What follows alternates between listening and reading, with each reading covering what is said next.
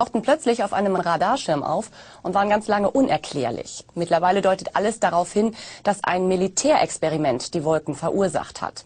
Und jetzt hat ein neues Gebilde offenbar Kurs auf NRW genommen. Was das bedeutet und welche Rolle geheimnisvolle Düppels dabei spielen, Pavis Khosravi verrät es Ihnen.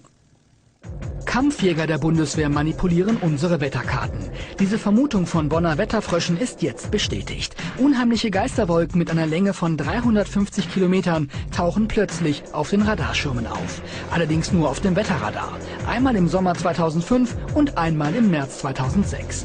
Die Bundeswehr hat mittlerweile zugegeben, dass sie im März eine Luftkampfübung über Holland machte. Für Carsten Brandt von donnerwetter.de ist klar, das ist des Rätsels Lösung. Wir wissen heute, dass es mit 99,9%iger Sicherheit Düppel waren. Düppel bestehen aus Plastikteilchen, so etwa mit Metalldampf drauf. Die dienen dazu, militärisch Radargeräte zu täuschen. Das ist deren Hauptaufgabe. Und da wurden wohl damals bei der ersten Geisterwolke mindestens hunderte Kilo, wenn nicht Tonnen ausgesetzt, um so ein riesen künstliches Regenband zu erzeugen. Nach den Radarbildern sind es Tonnen dieser Substanzen. Laut Bundeswehr wurden aber nur ganz geringe Mengen dieser Düppel ausgesetzt. Sie dienen der bewussten Täuschung von Radarbildern, da ihre haarfeinen Fäden Flugzeuge tarnen. Wie gefährlich sie für Menschen sind, weiß zurzeit niemand. Das Militär sagt, sie sind ungefährlich. Doch in den USA gibt es längst Proteste gegen diese Technik. Und auch hierzulande regt sich was, zum Beispiel bei den Grünen in NRW. Hier wird offensichtlich großflächig die Umwelt verschmutzt und das auch noch mit Geheimnistuerei verbunden. Und das muss auf den Tisch. Wir werden die Landesregierung danach fragen und die soll die Bevölkerung jetzt umfassend aufklären. Und es geht schon wieder los. Derzeit gibt es neue Luftkampfübungen über dem Hunsrück. Die Bundeswehr warnte jetzt erstmals die Wetterdienste vor verfälschten Radarbildern in den kommenden 3 Wochen.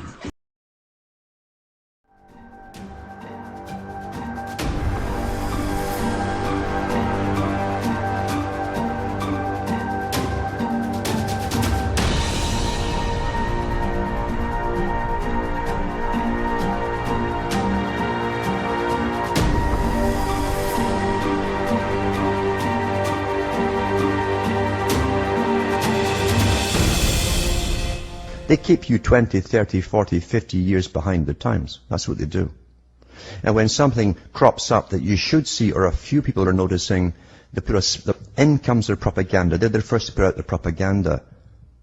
Like the noctilucent clouds that suddenly started appearing, and they try to tell you how far back they went, and they were not new at all, and all this rubbish. It was all rubbish. Always putting the spin on things so that you can tell an idiot, and there's lots of idiots out there. Have you ever looked at the sky and wondered what all those lines are? And they'll tell you, must be a lot of aircraft, you know. There's about 2 aircraft going to Sudbury per day here. That's about it. Meanwhile, you've got about 15 in the air spraying back and forth. Well, I don't know. But they're gone. Most folk are gone, and you've got to accept that. Or you'll spend your life battering your head, trying to use your ego to dominate their ego until they admit you're right. That's a killer. Don't fall into that trap. Most folk will do that with their families. All you do is get kicked out, or they'll move off, or something like that. You can only use your time on people who are worthwhile to use it upon. Ones who are already asking questions. If they're asking questions, that means they're not quite so lobotomized as the rest. They have a bit of wildness there, of survivable capabilities. Now, I've been on in quite depth for years actually, because when the spraying started here daily in Ontario, daily it started in 1998. I can remember the day it started. I couldn't believe it when I walked outside, and they were much lower at that time, doing heavy, long trails from horizon to horizon, and it literally was like a checkerboard, north, south, east, west. The death dumps, otherwise known as chemical trails, are being dropped and sprayed throughout the United States, in England, Scotland, Ireland, Northern Europe, and I have personally seen them not only in the United States but in Mexico and Canada. Birds are dying around the world. Fish are dying by the hundreds of thousands around the world. This is genocide. This is poison. This is murder by the United Nations. This element within our society that's doing this must be stopped. I happen to know of 2 of the locations where the airplanes are that dump this crap on us. 4 of the planes are out of the Air National Guard, Lincoln, Nebraska, and the other planes are out of Fort Still, Oklahoma. I personally have observed the planes that were standing still in Nebraska, Lincoln, Nebraska, at the Air National Guard. They have no markings on them. They're huge, bomber-like airplanes with no markings. This is a crime. Crime against humanity, crime against America, crime against the citizens of this great country. They must be stopped. What is wrong with Congress? This has an effect on their population and their people and their friends and their relatives and themselves. What's wrong with them? What's wrong with the pilots who are flying these airplanes? They're dumping this crap, this poison, on their own families.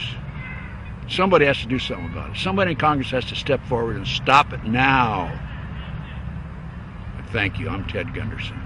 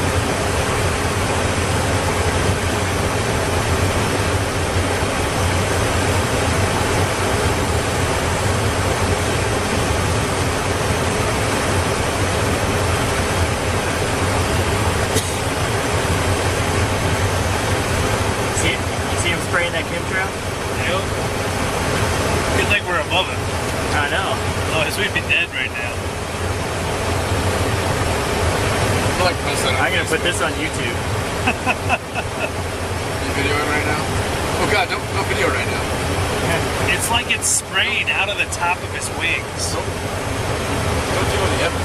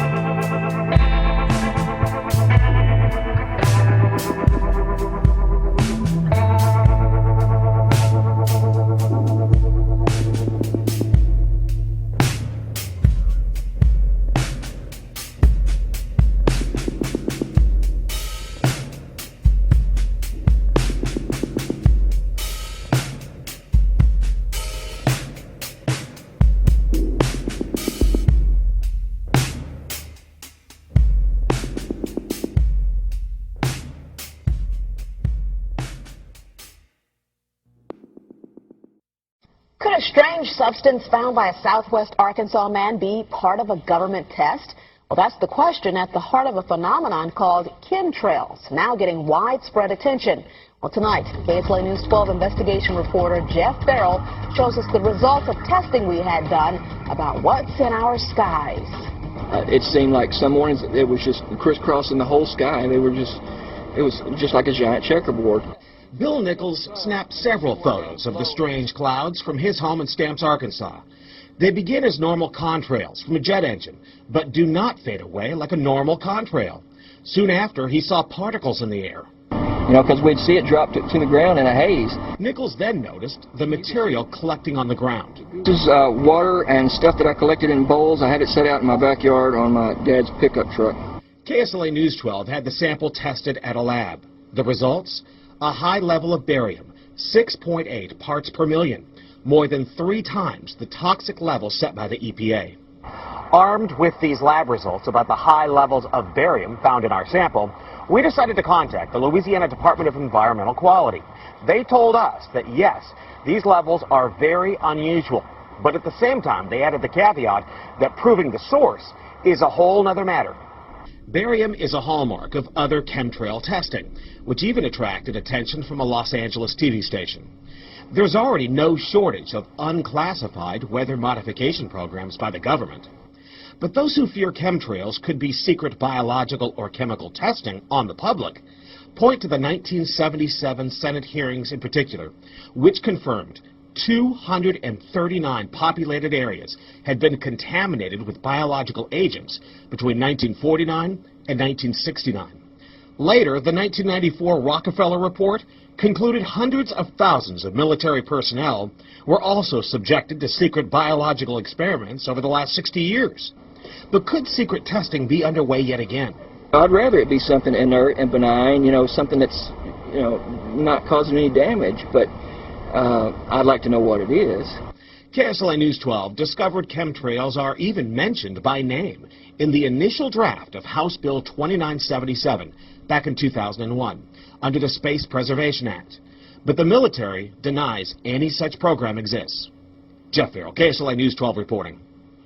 And, you know, it turns out until 9 years ago, the government had the right under U.S. law to conduct secret testing on the American public under specific conditions.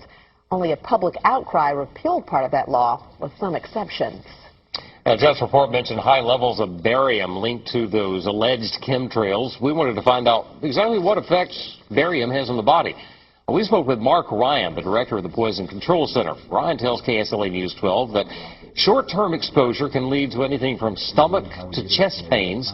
Long-term exposure causes blood pressure problems. Ryan addressed concerns by chemtrail researchers that barium could be meant to wear down a person's immune system. What he said affects all of us. He said something that really hit home about this phenomena of chemtrails. And, you know, when I was a kid, I used to see these trails in the sky all the time. And so, oh, that's cool. A jet just went over. And then you started to see a whole bunch of them. And next thing you know, everybody in your neighborhood was fighting and arguing, and you didn't know why. Okay? And you really didn't know why. I mean, everybody was fighting. So he started riffing about the chemtrails. And he started to say things that hit home so hard. And I would recommend that everybody try to get what he said online or wherever and try to get a copy of it and just listen to it. Because I was so moved that I had to write the song. The other thing is the first line of the song says I was born on the same plantation in the United States of the red, white, and blue. And we live in a place now that feels just about like a plantation. We're all indentured servants, you know. When I found out there were 8 presidents before George Washington, I wanted to smack somebody. You know, I wanted to know why I was taught otherwise. Just tell me the whole story. I'll fill in the blanks, but don't, you know, don't tell me something that you think I'm supposed to know.